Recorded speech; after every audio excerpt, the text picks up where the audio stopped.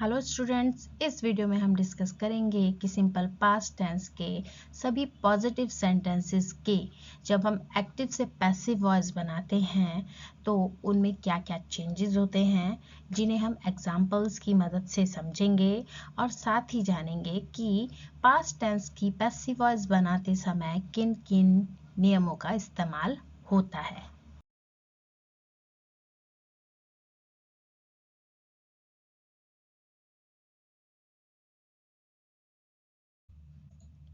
Simple past tense के सभी positive sentences की एक्टिव से पैसिव वॉइस कैसे बनाई जाती है, इसे समझने के लिए हम पहले इसके कुछ एग्जांपल्स को रीड करेंगे। हमारा पहला एग्जांपल है ही हेल्प मी टुडे। जब इसकी पैसिव वॉइस बनाई तो वो हो गया I was helped today by him. अब हम देखेंगे कि इन दोनों सेंटेंसेस में क्या क्या चेंज हुए। जब वो एक्टिव था तब वो था ही हेल्प मी टुडे, और जब वो पैसिव वॉइस में हमने कन्वर्ट किया तो वो बन गया I was help today by him. तो इनमें क्या चेंज है? जो हमारा सब्जेक्ट था ही, वो कहाँ चला गया? वो ऑब्जेक्ट के प्लेस पर चला गया और ऑब्जेक्ट में कन्वर्ट हो गया। तो ही का हो गया हिम, और उससे ठीक पहले बाई का प्रयोग हो रहा है। अब दूसरा चेंज हम क्या देखते हैं कि ये जो हमारा ऑब्जेक्ट था मी, वो अब सब्जेक्ट के प्लेस पर चला गया है और आई में कन्वर्ट हो गया है। मी ऑब्जेक्ट है तो किसका ऑब्जेक्ट है? आई का ऑब्जेक्ट है। आई सब्जेक्ट है। आई, माई, मी। तो मी हमारा आई में कन्वर्ट हो गया। उसके बाद हम देखते हैं कि यहाँ पर हेल्पिंग वर्ब वॉज का प्रयोग हो रहा है। किससे पहले? मेन वर्ब से ठीक पहले। तो हमारी मेन वर्ब एक्टिव वॉइस में क्या थी? हेल्प्ड, जो कि अब वर्ब की थर्ड फॉर्म में कन्वर्ट हो गई है। हेल्प की सेकंड फॉर्म और थर्ड फॉर्म सेम ही रहती है, और पास्ट टेंस में हम वर्ब की सेकंड फॉर्म का इस्तेमाल करते हैं। ये बात आपको अच्छे से क्लियर होगी। तो हमने क्या किया? हेल्प का वर्ब की थर्ड फॉर्म में हेल्प कर दिया। तो अब हमने दोनों सेंटेंसेस में क्या चेंज देखे? सब्जेक्ट और ऑब्जेक्ट ने अपने प्लेसेस चेंज कर लिए। मेन वर्ब से पहले वॉज का प्रयोग हो रहा है क्योंकि ये एक पास्ट टेंस है, इसलिए सिंपल पास्ट टेंस है। और हेल्प्ड, जो कि हमारी एक्टिव वॉइस में यानी सिंपल पास्ट टेंस में वर्ब की थर्ड फॉर्म थी, अब जब वो पैसिव वॉइस में कन्वर्ट हुआ तो वो वर्ब की थर्ड फॉर्म में लिखी गई है। उसके बाद today, today as it is हमने लिख दिया है। तो टुडे को आप हेल्प के बाद भी लिख सकते हैं और यहाँ पर सेंटेंस के लास्ट में भी लिख सकते हैं बाय हिम के बाद। दोनों ही गलत नहीं होंगे। अब अगला एग्जाम्पल पढ़ते हैं। The chef cooked a delicious meal. तो जब हमने इसकी पैसिव वॉइस बनाई तो वो बन गई a delicious meal was cooked by the chef.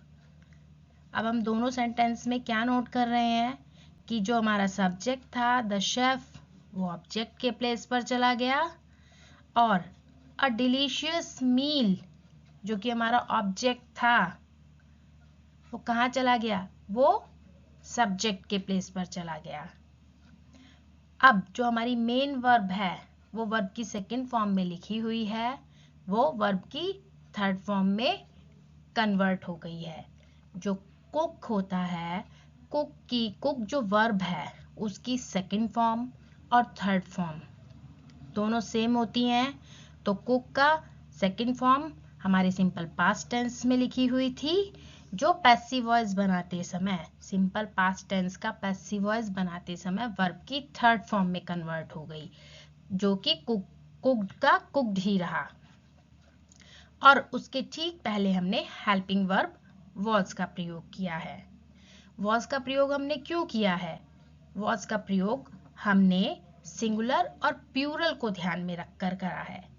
जब हम सिंपल पास्ट टेंस की पैसिव वॉइस बनाएंगे तो उसमें हेल्पिंग वर्ब हमें वॉज और वर का प्रयोग करना है, जो कि अपने सब्जेक्ट के अकॉर्डिंग करनी है।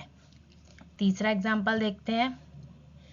दे कंप्लीटेड द प्रोजेक्ट। जब हमने इसकी पैसिव वॉइस बनाई तो हमने लिखा the project was completed by them. अब दोनों में क्या चेंज देखा? दे ऑब्जेक्ट के प्लेस पर चला गया और ऑब्जेक्ट में कन्वर्ट हो गया। दे का ऑब्जेक्ट क्या है? देम, और उससे ठीक पहले बाय लिखा हुआ है।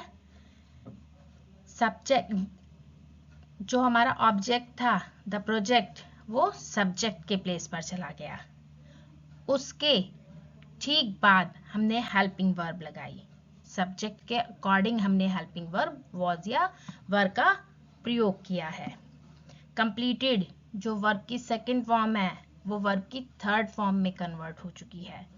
कंप्लीट, कंप्लीटेड, कंप्लीटेड, तो ये आपकी सेम फॉर्म नहीं लिखी है, ये वर्ब की थर्ड फॉर्म लिखी है।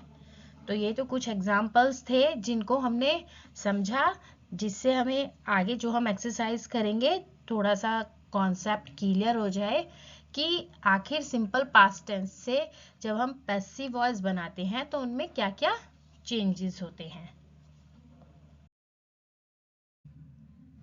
अब हम जानेंगे कि सिंपल पास्ट टेंस के पैसिव वॉइस के नियम कौन कौन से हैं।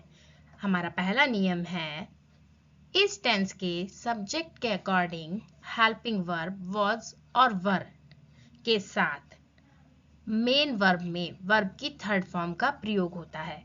आपने अभी एग्जाम्पल्स रीड करे, ये चीज आपको अच्छे से क्लियर हो गई है कि हमने सब्जेक्ट के अकॉर्डिंग वॉज और वर का प्रयोग किया सिंपल पास्ट टेंस के पैसिव वॉइस में, और वर्ब की थर्ड फॉर्म जो भी हमारी मेन वर्ब थी उस सेंटेंस के अंदर, उसको हमने वर्ब की थर्ड फॉर्म में कन्वर्ट कर दिया।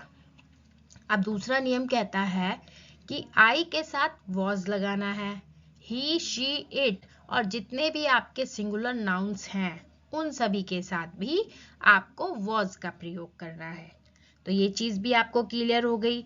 जब हमने एग्जाम्पल पढ़े तो हमने देखा था हमने आई के साथ वॉज ही लगाया था और जो सिंगुलर थे उसके साथ भी हमने वॉज ही प्रयोग किया था। तीसरा नियम कहता है कि वी, यू, दे और जितने भी आपके प्लूरल्स हैं, जितनी भी आपकी प्लूरल्स हैं उनके साथ आप वर का प्रयोग करेंगे। तो आपको एग्जाम्पल्स रीड करने से देखो कितना अच्छा हुआ ना कि ये तीनों नियम जो सिंपल पास्ट टेंस से पैसिव वॉइस को बनाने के लिए इस्तेमाल होते हैं, एग्जाम्पल्स को रीड करने से आपको क्लियर हो गए हैं। ये हमारा सब्जेक्ट और ऑब्जेक्ट का कन्वर्जन चार्ट है जो हमें बताता है कि अगर सब्जेक्ट के प्लेस पर निम्न प्रोनाउन लिखे हैं तो वो किस प्रकार ऑब्जेक्ट में कन्वर्ट होंगे, और अगर ऑब्जेक्ट लिखे हैं तो वो सब्जेक्ट में किस प्रकार कन्वर्ट होंगे। तो आप इसको रीड कर सकते हैं अगर आपको कोई भी कहीं भी डाउट आता है। नेक्स्ट वीडियो में हम सिंपल पास्ट टेंस के पैसिव वॉइस की एक्सरसाइज 12.4 के निम्न 3 सेंटेंसेस जो कि पॉजिटिव सेंटेंसेस हैं को क्लियर करेंगे।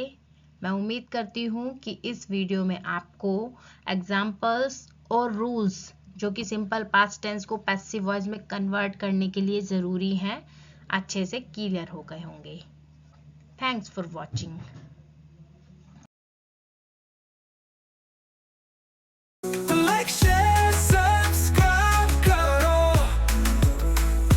ग्रामर विजन के साथ मजा करो, लाइक शेयर सब्सक्राइब करो। ग्रामर विजन के साथ